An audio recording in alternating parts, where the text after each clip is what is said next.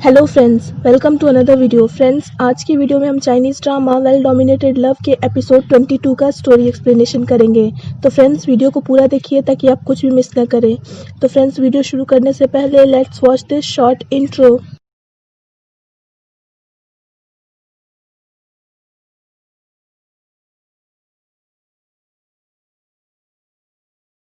शिंगचैन के फादर को पता चलता है कि जो पैसे उसके फ्रेंड ने उसे लौटाए थे वो जिंगजी ने दिए थे।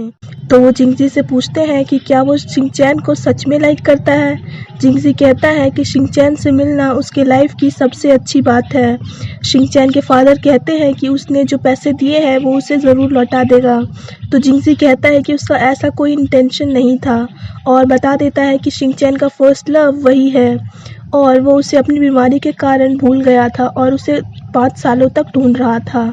शिंगचैन के फादर कहते हैं कि अगर आगे से उसने शिंगचैन को तंग किया तो वो उसे कभी माफ़ नहीं करेगा। जिंगजी कहता है कि शिंगचैन को वो हमेशा खुश रखेगा।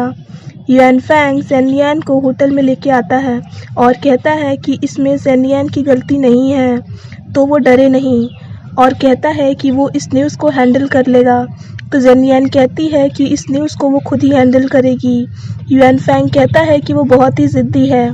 ज़ेनलियान कहती है कि क्या उसे उसका ज़िद पसंद नहीं है और कहने लगती है कि जिस तरह से वो उसके लिए चोट खा रहा था उससे तो लगता है कि वो उसे बहुत लाइक करता है। युआनफैंग कहता है कि वो क्या फील करती है उसके लिए। तो ज़ेनलियान उसे किस करने लगती है।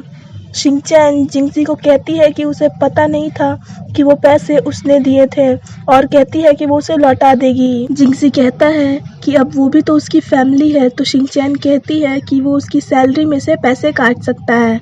तो जिंगजी कहता है इसका मतलब वो उसके साथ वापस जाने के लिए तैयार है।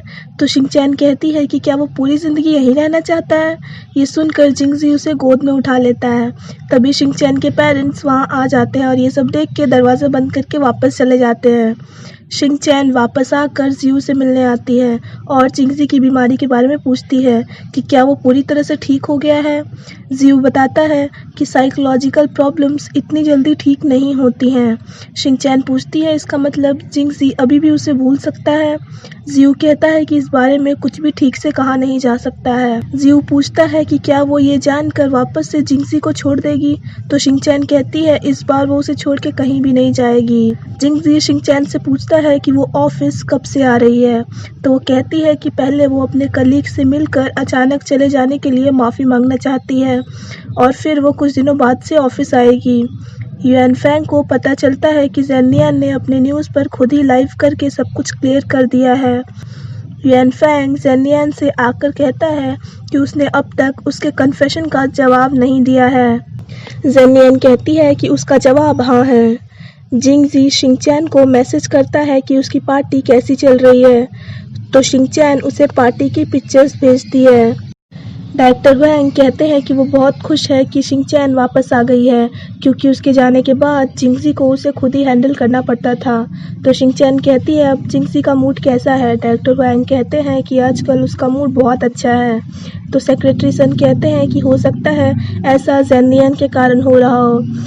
डायरेक्टर वैंग सबको चीयर्स करने को कहते हैं ज़ेनलियान और जिंगजी के लिए। तभी वहाँ पे जिंगजी आ जाता है और डायरेक्टर वैंग से कहता है कि क्या उसने उसके लिए सेक्रेटरी ढूंढ ली। तो डायरेक्टर वैंग कहते हैं कि उन्हें शिंगचैन जैसी परफेक्ट सेक्रेटरी अभी तक नहीं मिल पाई है। तो सभी कहने लगते हैं कि उसे शिंगचैन को एक और मौका देना चाहिए। तो जिंगजी कहने लगता है कि वैसे तो वो दूसरे चांसेस किसी को देता नहीं है, पर अगर शिंगचैन चाहे तो वो वापस आ सकती है। तोंगशिन कहने लगती है कि उसे अपने ब्रेकअप के कारण अपना करियर ख़राब नहीं करना चाहिए और कहती है कि उसे दूसरे इंसानों को डेट करना चाहिए अपने एक्स बॉयफ्रेंड को छोड़ के। तो शिंगचैन तोंगशिन को चुप कराने के लिए जल्दी से हाँ कर देती है। सब शिंगचैन को वेलकम करने लगते हैं। पार्टी से जाते वक्त रिपोर्टर्स वहाँ पे आ जाते हैं और शिंगचैन से उसके और युआनफैंग के रिश्ते के बारे में पूछने लगते हैं क्योंकि ज़ेनलियान और युआनफैंग के साथ में पिक्चर्स किसी ने लीक कर दी थी। तो शिंगचैन कहती है कि युआनफैंग सिर्फ उसका दोस्त और कलीग है। तो मीडिया वाले उससे और भी सवाल जवाब करने लगते हैं। तो जिंगजी कहता है कि ज़ेनलियान और युआनफैंग के रिश्ते के बारे में उन्हें उन्हीं से पूछना चाहिए और कहता है कि शिंगचैन उन दोनों के बीच में कभी भी नहीं थी क्योंकि शिंगचैन ने 6 सालों में सिर्फ एक ही इंसान को डेट किया है और वो खुद जिंगजी ही है। ये कह के वो शिनचैन को लेके वहाँ से चला जाता है। शिनचैन के कलीग्स ये सुनकर शॉक हो जाते हैं। युएनफैंग और ज़ेनियन दोनों अपने मोबाइल को ऑफ कर लेते हैं, जिसके कारण शिनचैन या जिंगजी दोनों में से किसी का भी कॉल नहीं लगता है। शिनचैन कहती है कि उनके रिलेशनशिप पब्लिक होने से कहीं जिंगजी को कोई प्रॉब्लम तो नहीं होगी, तो जिंगजी कहता है कि वो सब कुछ हैंडल कर लेगा और वैसे भी कभी ना कभी तो ऐसा तो होना ही था। जिंगजी की पीआर मैनेजमेंट टीम उसे बताती है कि उसके और शिनचैन के रिलेशनशिप की न्यूज़ को उन्होंने ब्लॉक कर दी है, तो जिंगजी कहता है कि उन्हें ऐसा करने की कुछ भी ज़रूरत नहीं है। जिंगजी अपनी और शिनचैन की फ़ोटो अपने सोशल मीडिया पे पोस्ट कर देता है और कमेंट्स को पढ़ने लगता है। शिनचैन अपने कलीग्स को डिफरेंट बिहेव करता देख उनसे कहती है कि वो नहीं चाहती कि उसके और जिंगजी के रिलेशनशिप के कारण वो लोग अपना बिहेवियर चेंज कर दें उसके प्रति। जिंगजी और शिनचैन युएनफैंग और ज़ेनियन से मिलने आते हैं और उनसे सीरियस मैटर डिस्कस करने की कोशिश करते हैं, पर वो दोनों अपने में ही लवी डवी हो रहे होते हैं। तो जिंगजी कहता है कि उन्हें उनका रिलेशनशिप एक्सप्लेन करना चाहिए मीडिया में, तो ज़ेनियन कहती है कि वो इस डबल डेट की न्यूज़ मीडिया में दे सकती है। युएनफैंग और जिंगजी थोड़ी देर के लिए बाहर जाते हैं। ज़ेनियन शिनचैन को कहती है कि उसने जिंगजी पर गिव अप कर दिया है, क्योंकि उसने शिनचैन के लिए उसकी आंखों में सच्चा प्यार और फिक्र देखी है। शिनचैन कहती है कि जिंगजी के लिए ज़ेनियन बहुत इम्पोर्टेंट फ्रेंड है। ज़ेनियन कहती है कि जिंगजी ने हमेशा ही उसकी हेल्प की है और कहती है कि अब वो शिनचैन और जिंगजी को सच्चे मन से कांग्रेट्स कर सकती है। शिनचैन कहती है कि उसने कभी भी नहीं सोचा था कि ज़ेनियन और युएनफैंग एक दूसरे को डेट कर रहे होंगे। ज़ेनियन कहती है कि उसने भी कभी नहीं सोचा था कि वो एक प्ले बॉय से प्यार करने लगेगी। शिनचैन कहती है कि भले ही युएनफैंग की कई गर्लफ्रेंड्स रह चुकी है, पर उसने कभी भी किसी गर्लफ्रेंड को सीरियस नहीं लिया और कभी भी उनके रिलेशनशिप को पब्लिक करने की कोशिश नहीं की।